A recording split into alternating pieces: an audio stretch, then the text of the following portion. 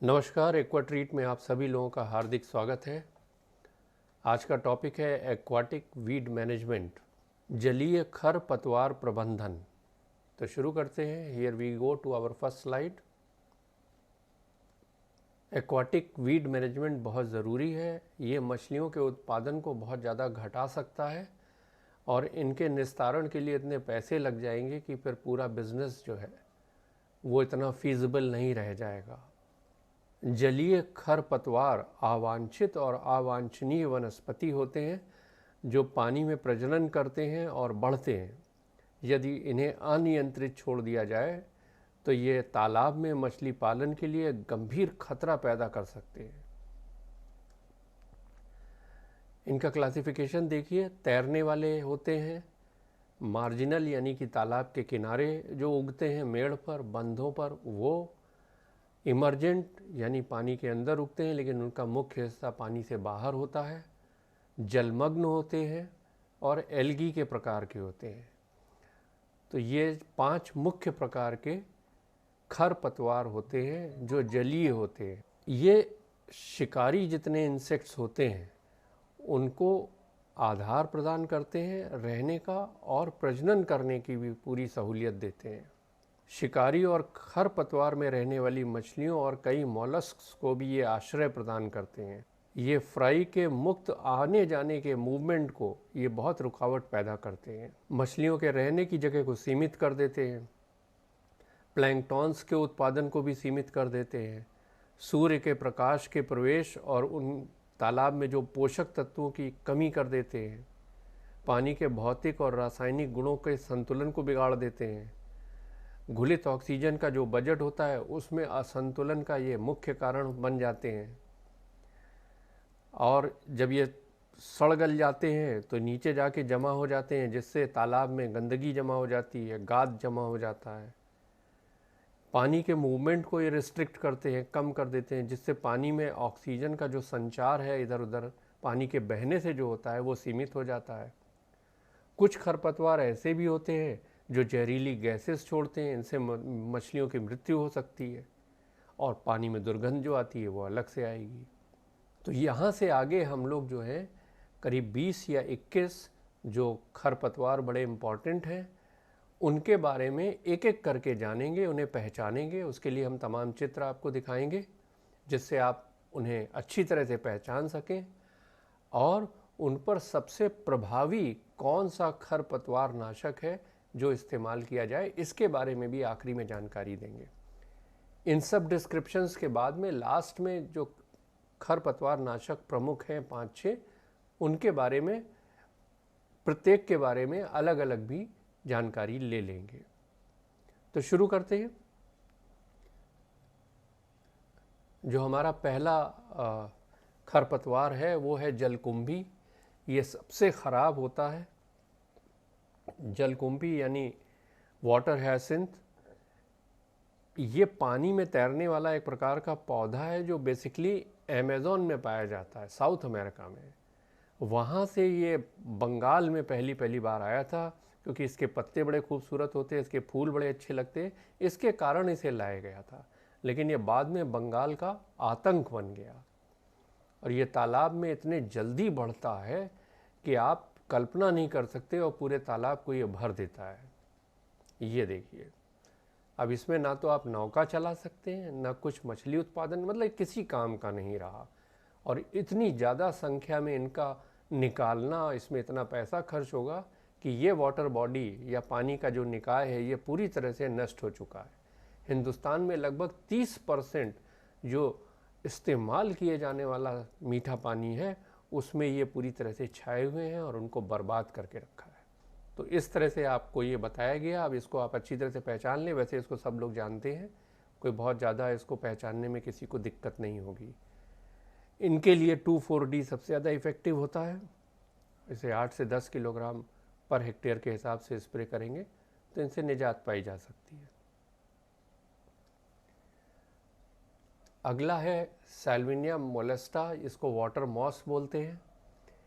ये भी एक तैरता हुआ जलीय फर्न है यानी टेरिडोफाइट्स, जिसे अक्सर जलीय सजावटों के रूप में उगाया जाता था, लेकिन खेती तो इसकी रह गई अब बाद में ये इतना आक्रामक हो गया दुनिया भर में कि ये पूरे तालाब में बुरी तरह से छा जाता है। ये अत्यधिक प्रतिस्पर्धी है, अब बहुत तेज़ी से विकास करने में सक्षम है, और जो इसकी पत्ती है, इसका शाखा है, उसका घनत्व तो बहुत ज़्यादा होता है। तो ये क्या करता है कि ये पानी के ऊपर बड़ी मोटी मोटी मैट बना देता है, यानी घने मैट बना देता है। लगभग 50 सेंटीमीटर मोटी मैट भी बना सकता है। और इनकी जड़ इस तरह से जो है पानी के नीचे फैली रहती हैं। तो मछली के पालन को तो ये बुरी तरह से प्रभावित कर देता है, और किसी तरह का परिवहन भी ये अलाउ नहीं करेगा अपने अंदर। इसके लिए अमोनिया 2% एक्वस सोल्यूशन बना के डालेंगे तो उससे निजात मिलेगी। और यहाँ पर अमोनिया के साथ साथ 0.25% वेटिंग एजेंट भी डालना चाहिए। वेटिंग एजेंट जो होता है वो ऐसा केमिकल होता है जो भी आप चीज़ उसमें मिला के छिड़क रहे हैं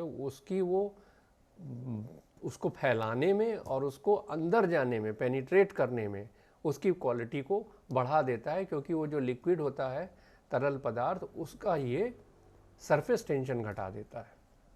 तो जो मॉलिक्यूल आपस में चिपक के रहने की उनकी टेंडेंसी रहती है वो ख़त्म हो जाती है, और ये जो है अच्छे से जो भी चीज़ आप फैलाएंगे वो फैल जाएगा, जो भी चीज़ आप स्प्रे करेंगे वो फैल जाएगा। या माइक्रो न्यूट्रिएंट भी स्प्रे किया जाता है तो भी वेटिंग एजेंट मिलाया जाता है, इसको सर्फेक्टेंट भी बोलते हैं।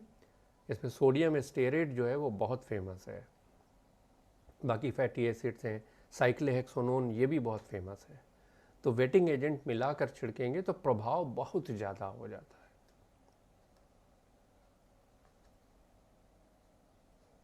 ये हाइड्रिला है, इसको भी तमाम लोग जानते होंगे। ये भी एक जलीय पौधा है। ये पूरे वर्ष तालाब में पाया जाता है और शरद ऋतु में यह अधिक मात्रा में उगता है। ये जल में लगभग 2 मीटर गहराई तक जा सकता है, और इसका तना जो है 1 से 2 मीटर लंबा होता है और काफ़ी कोमल होता है, हरे और पीले रंग का होता है। लेकिन ये भी बहुत ज़बरदस्त जो है तालाब में अवरोध उत्पन्न करता है और जगह को बहुत ज़्यादा सीमित करता है, जिसकी वजह से मछली उत्पादन करना लगभग असंभव हो जाएगा। इसके लिए डिक्वेट या फ्लोरिडॉन इस्तेमाल किया जाए। इसको आप मैन्युफैक्चरर की एडवाइस लेकर के इसको आप छिड़क सकते हैं। वेलिसिनेरिया, ये भी सब लोग जानते ही हैं, इसको टेप या ईल ग्रास बोला जाता है इसको। ये 12 मास रहता है, 12 मासी पौधा है और सदाबहार टाइप का है। इसे स्थायी रूप से जो है लोग उगाते भी हैं और स्थानीय लोग इसको इस्तेमाल भी करते हैं, भोजन की तरह भी और दवा की तरह इसे लोग इस्तेमाल करते हैं। इससे दवाई भी बनती है। लेकिन ये बहुत जल्दी प्रोलिफरेट करता है, बढ़ता बहुत जल्दी है। ये लंबे लंबे शाखाएं अपनी जो है भेजता है और हर शाखा के नीचे से जो है ये देखिए जड़ निकलती है। अगर ये टूट जाए तो यहाँ से एक नया पौधा बनता है और फिर वो वही काम करता है। काफ़ी घना हो जाता है और तालाब में बहुत इसको एक आतंक टाइप का पैदा कर देता है, आप कुछ नहीं कर सकते तालाब में। इसके लिए 2,4-D जो है सबसे महत्वपूर्ण है, आप इस्तेमाल करें, बड़ा असर कारक है। 10 से 20 kg per hectare root zone treatment में इसको किया जाता है।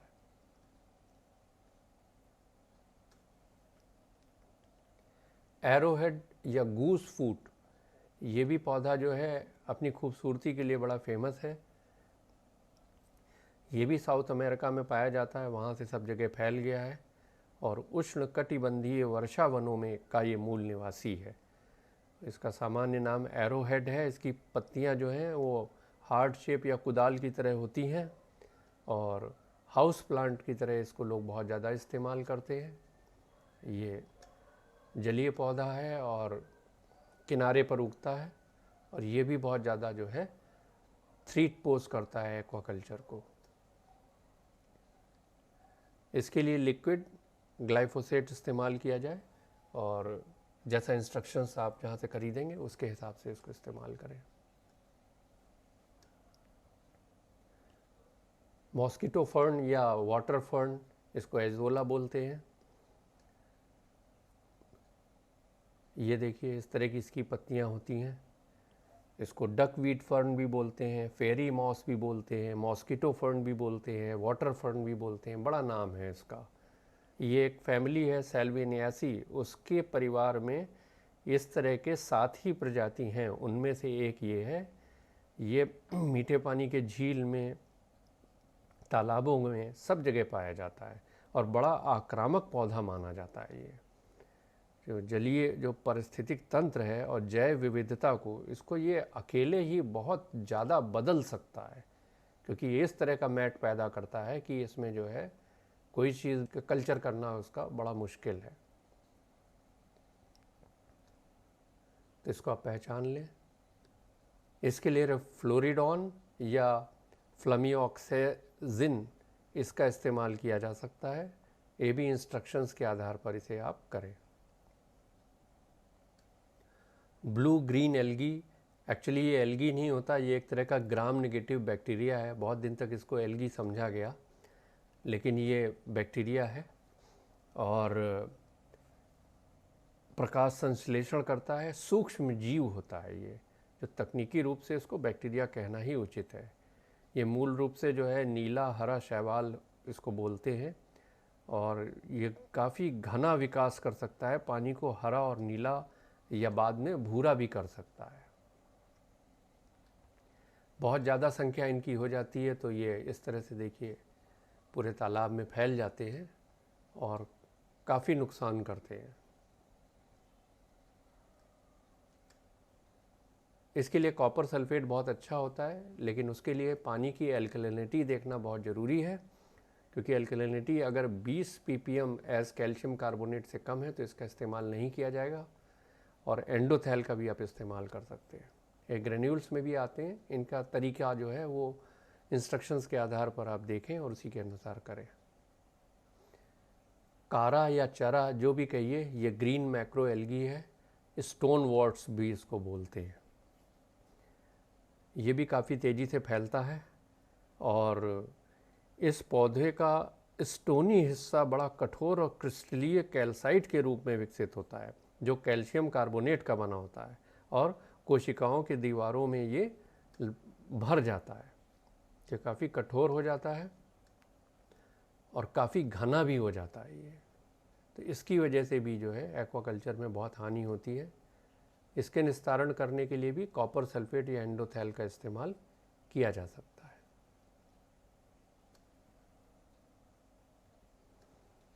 कॉमन रीड्स, सामान्य ईख के रूप में जाने जाने वाला ये पौधे का एक प्रजाति है, व्यापक रूप से तालाब के किनारे उगता है और ये जो मॉइस्ट भूमि होती है उसमें उगता है। 20 फीट तक लंबा हो सकता है ये।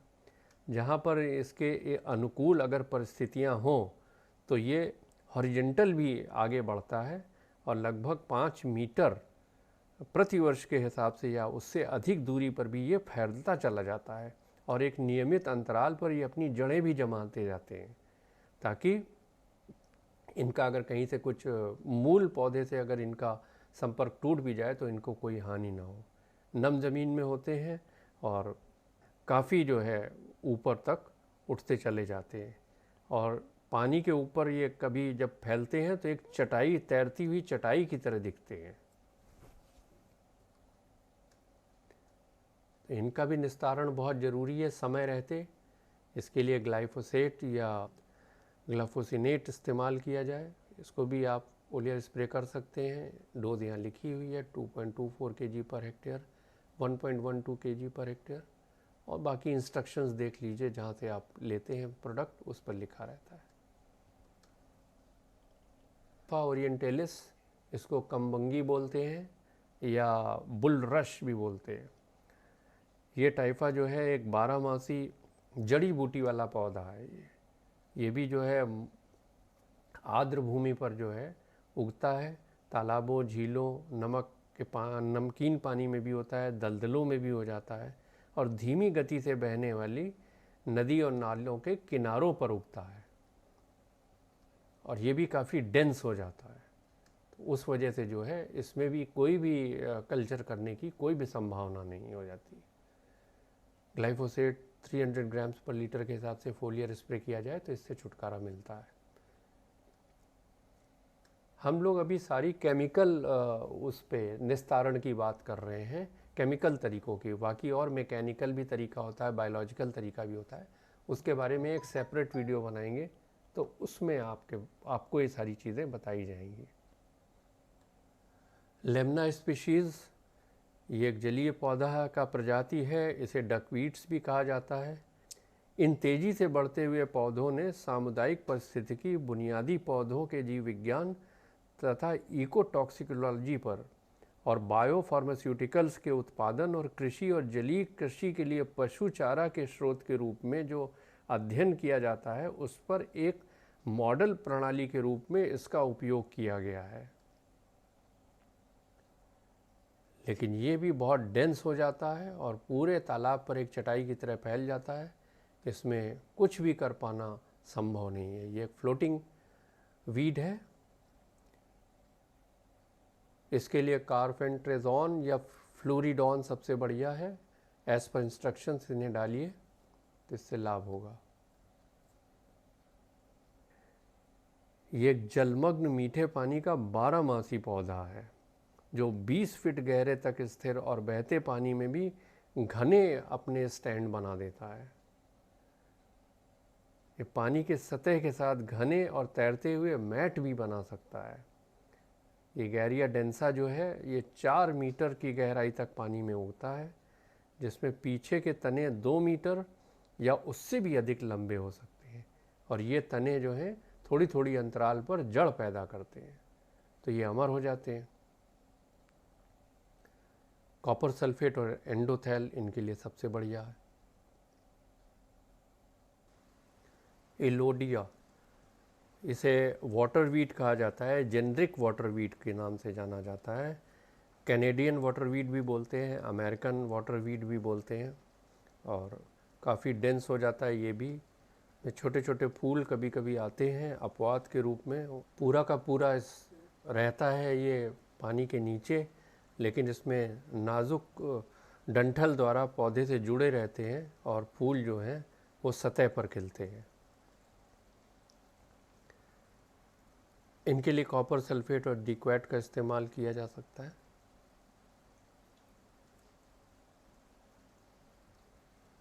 फिलामेंटस एल्गी यानी कि फिलामेंटस शैवाल, ये सूक्ष्म पौधों की जो है कॉलोनी है जो एक साथ जुड़ करके धागे या जाली जैसा फिलामेंट बनाते हैं। ये काफ़ी पुराने पौधे हैं, प्रिमिटिव जिसको बोलते हैं, और ये पानी के नीचे किसी कठोर वस्तुओं पर सबस्ट्रेट के रूप में उगते हैं, लेकिन बाद में वो ढीले पड़ जाते हैं और टूट के ऊपर आ जाते हैं और फ्लोटिंग मैट बना देते हैं। ये प्रकाश संश्लेषण करते हैं और बहुत तेज़ी से ग्रो करते हैं और इसमें मूवमेंट जो है बिल्कुल ही अवरुद्ध हो जाता है। इसके लिए कॉपर सल्फेट का इस्तेमाल किया जा सकता है, बहुत इफ़ेक्टिव है। मार्सिलिया, ये वाटर क्लोवर बोलते हैं इसको। ये 12 मासी शाकाहारी फर्न्स हैं और जलीय वातावरण में ये बढ़ते हैं। मार्सिलिया, ये वाटर क्लोवर बोलते हैं इसको।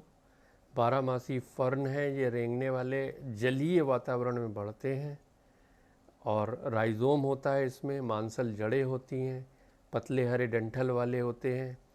4 जो है वो पत्रक वाले इनके पत्ते होते हैं जो कि 1.5 से 4 सेंटीमीटर तक होते हैं, पानी की सतह पर तैरते हैं और थोड़े उभरे रहते हैं।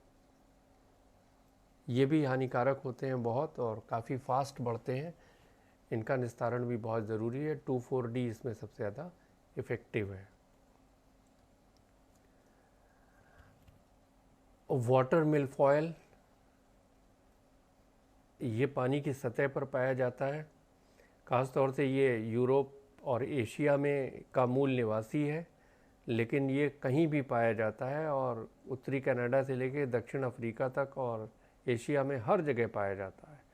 इसका काफ़ी व्यापक भौगोलिक और जलवायु वितरण है।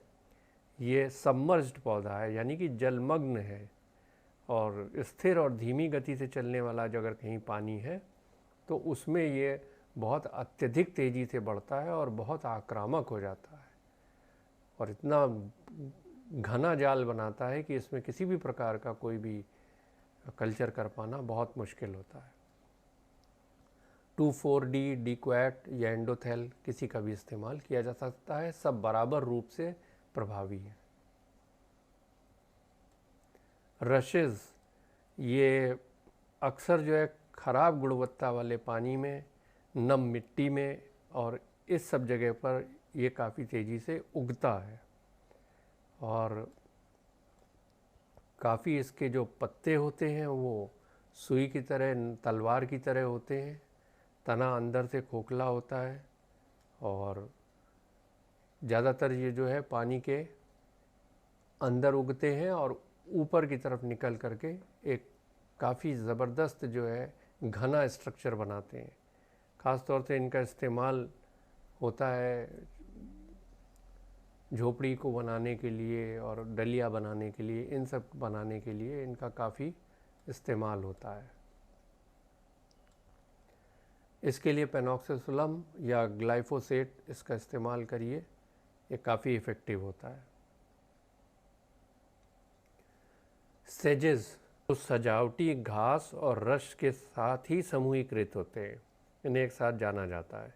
ये सभी प्रकार के पौधे वनस्पतिक रूप से भिन्न होते हैं लेकिन दिखने में एक तरह से लगते हैं,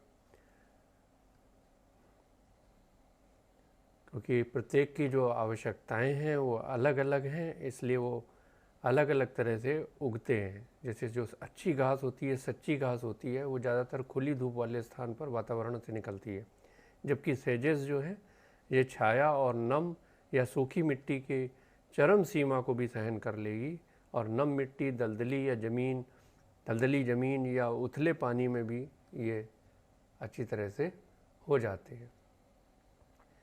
इनके लिए इमाज़ापिर या ग्लाइफोसेट या पेनॉक्सीसोलम इनका इस्तेमाल करें। वाटर लेट्यूस या वाटर कैबेज ये जलीय बारहमासी पौधा है। वाटर लेट्यूस जो है घने मैट बना देता है जो नौका चलाने के लिए, मछली पकड़ने के लिए या अन्य किसी भी गतिविधि को करने के लिए पूरी तरह से असंभव कर देता है। ये मैट जो होते हैं ये हवा और पानी के इंटरफेस को अवरुद्ध कर देते हैं, जिससे ऑक्सीजन का स्तर बहुत कम हो जाता है और पानी की गुणवत्ता भी खराब हो जाती है। उसके परिणाम स्वरूप मछलियाँ मर सकती हैं और जो जलीय जीव हैं, वनस्पति हैं, उनकी विविधता में भी कमी आ जाती है। इसके लिए इमाज़ापिर, ग्लाइफोसेट या बिस्पायरीबैक इन सब का इस्तेमाल करें तो इनसे निजात मिलेगी। कुछ कॉमन एक्वाटिक हर्बिसाइड्स के बारे में बात करते हैं। कॉपर सल्फेट आमतौर पर कॉन्टैक्ट एल्गीसाइड है, इस तरह से इसका इस्तेमाल होता है। हालांकि तांबा जो है वो मछलियों के लिए जहरीला भी हो सकता है, खासकर तब जब एल्कलिनिटी जो है वो 50 मिलीग्राम से कम हो, और हमेशा एल्कलिनिटी के हिसाब से ही इसकी डोज़ कॉपर सल्फेट की तय की जाती है। और अगर 20 मिलीग्राम पर लीटर से कम है एल्कलिनिटी एज कैल्शियम कार्बोनेट, तो ये बहुत ही ज़्यादा जो है जोखिम भरा हो सकता है और अगर टेम्परेचर ज़्यादा है तो इसका उपयोग करने से बचना चाहिए। ये 8% कॉपर सल्फेट का सॉल्यूशन है। 2,4-D जो है ये एक ट्रांसलोकेटेड हर्बिसाइड है, यानी कि ये पौधे के भीतर चलता है, जिसका उपयोग जलमग्न खरपतवारों को नियंत्रित करने के लिए किया जाता है। ये तरल और दानेदार दोनों रूप में उपलब्ध है, या तो ईस्टर या तो अमीन रूप में उपलब्ध होता है, और दोनों में से कोई भी आप इस्तेमाल करें वो दोनों ही सुरक्षित है। लेकिन जो इसका अमीन वाला फॉर्म है वो थोड़ा कम विषैला होता है और ये इस्तेमाल के लिए ज़्यादा बेहतर साबित हो सकता है। डिक्वेट जो है ये एक तरल संपर्क हर्बिसाइड है, जिसका उपयोग तैरते हुए या इमर्जेंट यानी कि उभरने वाले या जलमग्न, सबमर्ज्ड या रेशा युक्त जो शैवाल हैं उनको नियंत्रित करने के लिए किया जाता है। जब उभरते पत्तों पर ये लागू किया जाता है तो डिकॉर्क का उपयोग जो है उसके साथ गैर आयनिक सरफेक्टेंट का भी इस्तेमाल किया जाना बहुत ज़रूरी है, क्योंकि वो अच्छी तरह से उसके ऊपर फैला देगा। और जिस जगह पर मिट्टी हो या काफ़ी मडी माहौल हो वहाँ पर, या पानी काफ़ी टर्बिड हो, गंदा पानी हो, वहाँ पर डीकैट का इस्तेमाल मत करें, क्योंकि वहाँ पर वो उनके साथ बाइंडिंग कर लेता है और ज़्यादा प्रभावी नहीं हो पाता है। जो भी चीज़ इस्तेमाल करें वो USFDA के या गवर्नमेंट के गाइडलाइंस के अनुसार ही इस्तेमाल करें, ये बहुत ज़रूरी है। एंडोथैल भी एक कॉन्टैक्ट हर्बिसाइड है, यानी कि संपर्क से काम करता है, जो तरल या दानेदार दोनों रूपों में उपलब्ध है। ये डाई पोटेशियम साल्ट या मोनो पोटेशियम साल्ट दोनों में उपलब्ध है। जो डाई पोटेशियम साल्ट होता है उसका आमतौर पर जलीय कृषि में अनुप्रयोगों में किया जाता है। हालांकि जलीय खरपतवार के नियंत्रण करने के लिए दोनों यौगिकों की अलग अलग क्षमताएं हैं। एंडोथाल का अमीन वाला जो फॉर्म है वो कई जलमग्न पौधों के लिए और शैवाल के लिए बहुत ज़्यादा प्रभावी होता है, और जो डाई पोटेशियम वाला फॉर्म होता है वो डूबे हुए खरपतवारों के लिए ज़्यादा नियंत्रण करने के लिए प्रभावी होता है।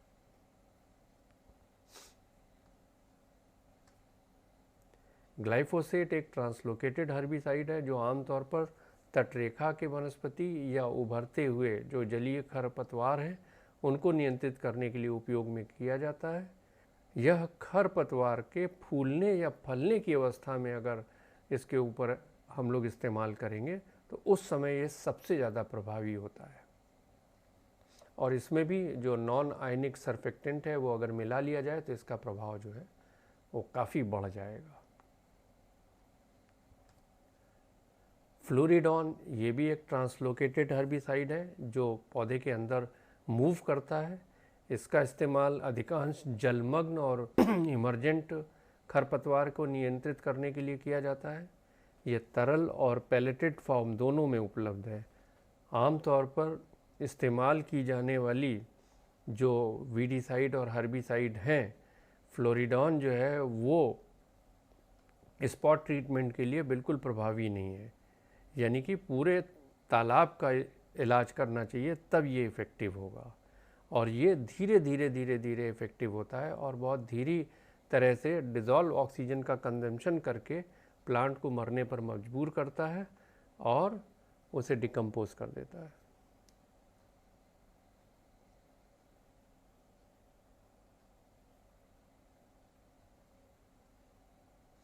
जो भी आप हर्बिसाइड या वीडीसाइड इस्तेमाल करें वो USFDA या गवर्नमेंट की गाइडलाइंस के अनुसार ही होना चाहिए, ये बहुत ज़रूरी है, इसका विशेष ध्यान रखिए। तो ये सारा रहा एक्वाटिक वीड मैनेजमेंट के बारे में।